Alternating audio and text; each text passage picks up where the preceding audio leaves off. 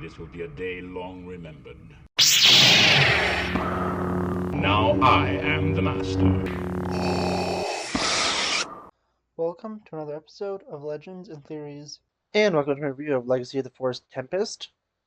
And this is I think it's the third or the fourth book in the Legacy of the Force novels, and it's honestly just another interesting one. This one focuses on the Hapes Consortium once again, and with it is a plan by Corellia to go and overthrow the Hapes government by taking out Queen Mother Tunnel and her daughter, so Corellian people who are more loyal to keeping it independent and willing to work with Corellia would take over the government. And with that, it's a pretty interesting storyline as characters like Han and Leia are being used.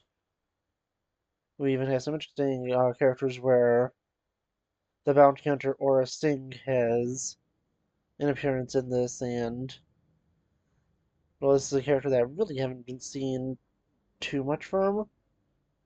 In canon, the character was killed off screen, and then I really haven't read anything besides I think the Boba Fett books when I was young that had her in it. So it's honestly pretty interesting to see her here and have her well appear in this, since she at first used a fake name, and when you actually learn her real name, it's interesting to see, since they haven't done too much with this character. But yeah, really, the only thing I can think of is her few appearances in the Clone Wars TV show. So yeah, honestly, just going through it, as I said, really interesting. With this, we have a bunch of different storylines going on, as always. They all, generally converge into one main storyline at the end. And here we have other more minor ones. Is that first Ben Skywalker being sent out on his own mission to go after Jaina and Zeke, and not too much happens with him specifically, since he is just more or less there to go and help things out. Luke is very concerned about Jason's influence on him and wanting to pull him away, and Ben really doesn't he want to. He really looks up to his cousin and doesn't realize all the horrible things he's doing, and not really realizing that he's turning into a monster. I think he gets all justified because Jason is going and changing his perception to make him think this way. And it is pretty interesting. Everything with Jaina and Zeke is also interesting here, where it goes and cuts off the potential romance for them, since, assuming at this point they decided on Jaina's main relationship being with Jagged Fell, although he does appear in this book, and even though I know they go in and wind up together eventually, it definitely is interesting to see, based on the fact that, well, he was exiled from the Chiss permanently because of what happened during the Dark Nest conflict, and that was all mainly due to the manipulations done by Jason, and that was a pretty interesting thing to see there. And Jag doesn't do too much in this. He has a more major role in the next book, but I'm not talking about that right now. So, going back to this, probably the most interesting one in this is between Han and Leia, as they're just stuck in the absolute worst situation. They wanted to side with Corellia because that is Han's birthright, and he thinks that they should have their independence. But they don't agree with how the leadership is going, even after they killed Han's extremely evil cousin, Thrakencell Solo. So with this, they're in an ultimate lose-lose situation where if they go and help out Corellia here, they betray a really close friend, and unknowingly would get their granddaughter killed. And if they do go and help her, they are betraying the government that they want to support and will be wanted in basically the entire galaxy since in the Galactic Alliance now they are wanted for being traitors. So that's honestly just super interesting. There's also just the absolutely devastating thing at the end where Jason is just fully convinced that his parents did betray him and the Galactic Alliance and was trying to kill Tonka.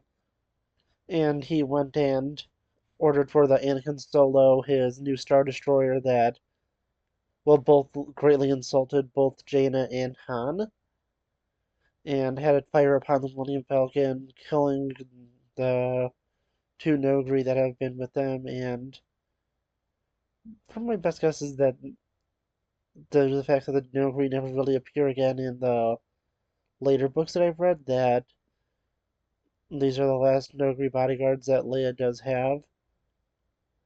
And I'm interested in still seeing the reason that the Nogri, being honor bound as they are, not going and sending more to go and protect them. Since the Nogri are very much like Wookiees and see they have a life debt to, well, Leia's family and Leia specifically with her exposing the lies of the Empire in the Thrawn trilogy. So that was always a question that I did have, and I'm interested in the next book to see why the Nogri are never replaced, since they have that honor-bound debt to the Skywalker and Solo family. But just going through it, it's just so crazy with all the stuff that's happening in here. Jason continues his descent towards the dark side and continues to go and just do some terrible things with everything. He even manipulates the Maya into a battle with Luke and Mara Jade, intending for at least one of them to die because of Luke's suspicion in him. Although he doesn't realize how he accidentally exposes himself nearly by the fact that on his mission, Ben had to ignore the rendezvous point and then made Luke and Mara basically convinced that Jason has fallen, although Jason was able to push things off just enough to fully make them suspect the full on truth. It still looked really bad, and the only fact that really saved him from them fully knowing it is the fact that Ben said that he ignored the rendezvous location to go and try and save Chelmka. So that is really the only reason that Jason's fall to being Darth Kitus was not fully prevented here, although Luke is still way too suspicious of him and still thinks that he is going down this dark path and wants to still help him, and even pulls Ben away from him at the end because he just refuses to let his son be around the person he sees as slowly becoming the next Darth Vader, where Jason in this is even wearing a suit that is very reminiscent of Darth Vader. And Luke is like, he seriously can't be like this stupid, and anyone who, looks at him will very clearly see how much he looks like his grandfather, since in at least this continuity, unlike the canon one, Luke was very open about who his grandfather was who his father was, and uh, well, he is not going to be lying about it. So there isn't this big controversy and everything like in the current canon where everyone suddenly learns, due to the fact being exposed, that Luke Skywalker and later Kana are the children of Darth Vader. And yeah, honestly, just looking at this, as I said, it was just interesting to see here. The characters are just really, really well done, and it was interesting in the sense I wasn't sure if in this book that at least one of the family members of the Skywalker and Solo family figure out about Alana being the daughter of Jason and Mara basically figures it out, but Luke is like, yeah, no, that just doesn't make any sense. And she basically, is like, yeah, you're right, and drops it even though she was right, and well, there was really nothing to go and prove it. It was just a very good guess she had based on everything, which fully turned out to be right. But yeah, honestly, just going through this, the book is it's just so interesting as you go through it. You definitely feel like really bad for Han specifically as he is just thrown in this absolute worst case scenario where Leia's like, I'll back you no matter what you say, but she wants him to make the right decision, and he is forced to where, yeah, he believes in Corellia and his independence, but now I'm going to these extreme lengths, and it's just such a interesting situation he is set in where he's really turned against everyone and is, in a way, he's back in the position he was in episode 4, where he's a highly sought after criminal and very highly wanted, although it's even at a worse degree because he managed to get on the bad side of major people in both governments, and one of those people being his own son. So that makes things just so much worse. And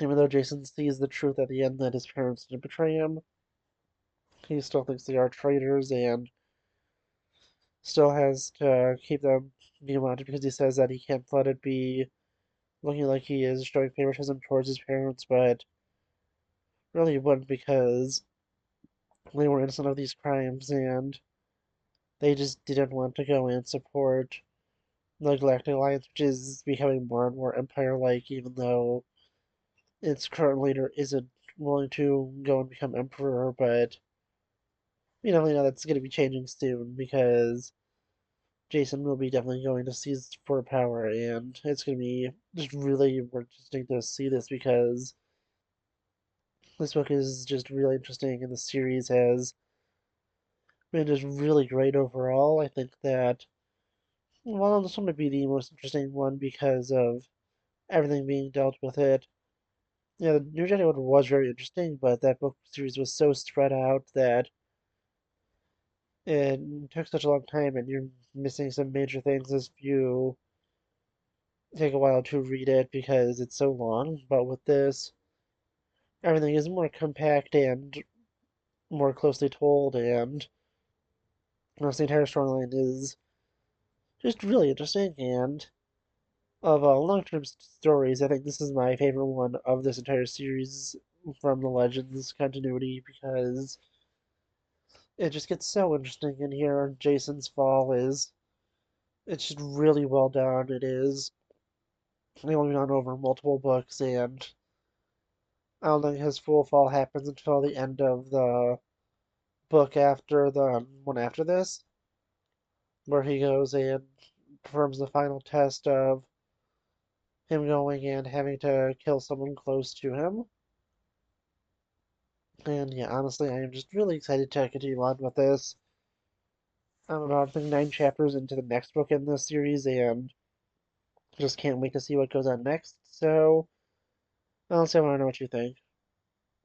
Please let me know in the comments, and I'll see you in the next episode of Legends and Theories. Thank you for watching this episode of Legends and Theories. Please subscribe, like the video, share the video, leave a comment, check out the video on screen, and may the Force be with you.